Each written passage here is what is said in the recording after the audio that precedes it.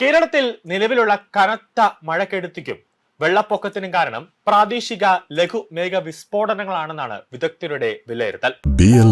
കേരള, തമിഴ്നാട്, പോണ്ടിച്ചേരി.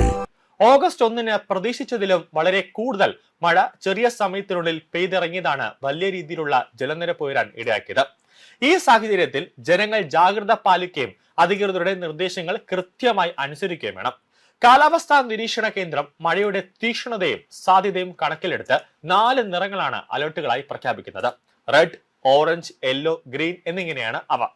പ്രവചിക്കപ്പെടുന്ന മഴയ്ക്കനുസരിച്ച് മുൻകരുതലുകൾ എടുക്കാനും തയ്യാറെടുപ്പുകൾ നടത്താനുമാണ് ഇത്തരം മുന്നറിയിപ്പുകൾ നൽകുന്നത്. ദുരന്ത നിവാരണ അതോറിറ്റിയുടെ ഓറഞ്ച് പുസ്തകം എന്ന മാർഗരേഖയിൽ ഈ അലർട്ടുകളുടെ സ്വഭാവം വിശദമായി പ്രതിപാദിക്കുന്നുണ്ട്.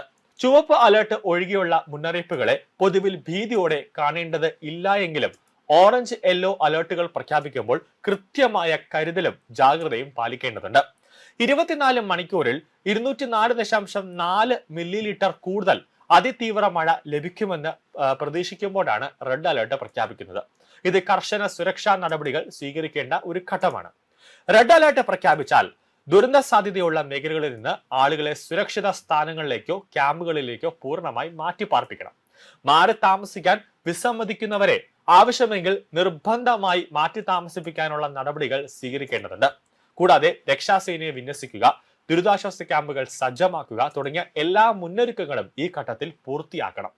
ഇതിനു പുറമെ 24 മണിക്കൂറിൽ 115.6 മില്ലിലിറ്റർ മുതൽ 204.4 മില്ലിലിറ്റർ വരെ അതിശക്തമായ മഴ ലഭിക്കാനിടയുള്ളപ്പോഴാണ് ഓറഞ്ച് അലർട്ട് പ്രഖ്യാപിക്കുന്നത്.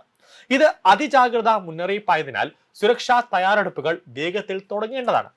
അപകട സാധ്യതയുള്ള പ്രദേശങ്ങളിൽ കഴിയുന്നവർ എമർജൻസി കിറ്റുകൾ ഉൾപ്പെടെ തയ്യാറാക്കി വെക്കേണ്ടതും അധികൃതർ നൽകുന്ന മാറ്റിപ്പാർപ്പിക്കൽ നിർദ്ദേശങ്ങൾ പാലിക്കാൻ സജ്ജരായി ഇരിക്കേണ്ടതുമാണ്. ഇനി മഞ്ഞ അലർട്ടിലേക്ക് പ്രഖ്യാപിക്കുമ്പോൾ 24 മണിക്കൂറിൽ 64.5 മില്ലിലിറ്റർ മുതൽ 115.5 മില്ലിലിറ്റർ വരെ ഒറ്റപ്പെട്ട ശക്തമായ മഴ ലഭിക്കാനുള്ള സാധ്യത ഉള്ളപ്പോഴാണ് മഞ്ഞ അലർട്ട് പ്രഖ്യാപിക്കുന്നത്. ഈ സാഹചര്യത്തിൽ ആളുകൾ ഭയപ്പെടേണ്ട സാഹചര്യമില്ലെങ്കിലും കാലാവസ്ഥാ മാറ്റങ്ങളെ കരുതലോടെ നിരീക്ഷിക്കേണ്ടതുണ്ട്. കാരണം രാവിലെ മഞ്ഞ അലർട്ട് പ്രഖ്യാപിച്ചാൽ ചിലപ്പോൾ ഉച്ച കഴിയുമ്പോൾ അത് മാറി ഓറഞ്ച് ആവാനുള്ള ഒരു സാധ്യതയുണ്ട്. ചിലപ്പോൾ രാത്രി അത് റെഡ് ആവാനുള്ള സാധ്യതയുമുണ്ട്. ഗ്രീൻ അലർട്ട് പ്രഖ്യാപിച്ചിട്ടുള്ള സന്ദർഭങ്ങളിൽ പ്രത്യേക ജാഗ്രത പാലിക്കേണ്ട അടിയന്തര സാഹചര്യമൊന്നുമില്ല. മഴ മുന്നറിയിപ്പുകൾ ജനങ്ങളിലേക്ക് വേഗത്തിൽ എത്തിക്കുന്നതിനായി മൊബൈൽ ഫോണുകൾ വഴി പ്രത്യേക അലർട്ടുകളും നൽകാറുണ്ട്. റെഡ് അലർട്ട് പ്രഖ്യാപിച്ച ജില്ലകളിലെ മൊബൈൽ ഫോണുകളിലേക്ക് സജീദ് മൊബൈൽ ബ്രോഡ്ബാൻഡ് അലർട്ട് സിസ്റ്റം വഴിയാണ് മുന്നറിയിപ്പുകൾ നൽകുന്നത്.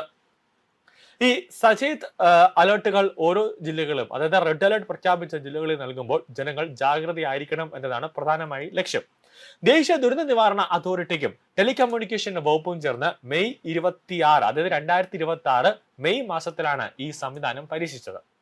ഫോൺ സൈലന്റ് മോഡിലോ അല്ലെങ്കിൽ ഡു നോട്ട് ഡിസ്റ്റർബ് മോഡിലോ ആണെങ്കിൽ പോലും ഈ അടിയന്തര മുന്നറിയിപ്പ് എത്തുമ്പോൾ ഫോൺ ഉച്ചത്തിൽ ശബ്ദിക്കുകയും സ്ക്രീനിൽ സന്ദേശം തെളിയുകയും ചെയ്യും. ജിയോ ടാർഗറ്റിംഗ് വഴി ദുരന്ത സാധ്യതയുള്ള പ്രദേശങ്ങൾക്ക് മാത്രം ഒരേ സമയം ഈ സന്ദേശങ്ങൾ എത്തിക്കാൻ നാഷണൽ ഡിസാസ്റ്റർ അലർട്ട് പോർട്ടലിന് സാധിക്കും എന്നുള്ളതാണ് ഏറ്റവും പ്രധാനപ്പെട്ട ഒരു കാര്യം.